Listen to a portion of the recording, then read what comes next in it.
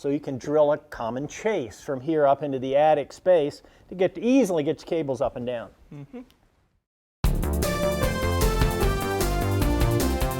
You'll also need to make a cable schedule. This is an essential list of each cable used on the job and includes cables for security, speakers, and other controlled devices, and it'll be used to perform the pre-wire. You can make the list at the office or on the job site. It has a cable identifier, the type of cable, the from and to location and how it's terminated, and an estimated length. For example, cable 2A is a Cat5 cable from Distribution Center 1, Voice Module 1, to Outlet 2 in the master bedroom, modular jack 3, and it's about 70 feet long.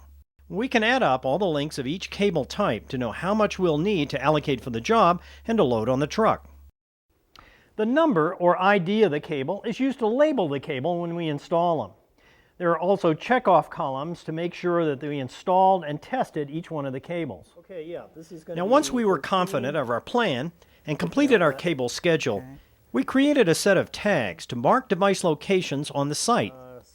The tags contain the outlet or device designation used on the equipment schedule, the type of device or outlet, the cables that terminate at the location, and specific mounting instructions.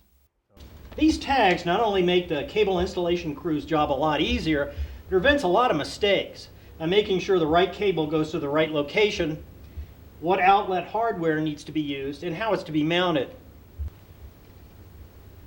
Now, this particular tag indicates that this is outlet ID 03. It's a single gang standalone rough end, and it's the termination point for a quad cable that contains cable 3A, 3B, 3C, and 3D. This tag Rich is installing is for outlet location 17, co-located with the electrical outlet, and terminates cable 17, 18, and 19. We continue to place tags for voice, data, RF, security, and audio outlets and devices.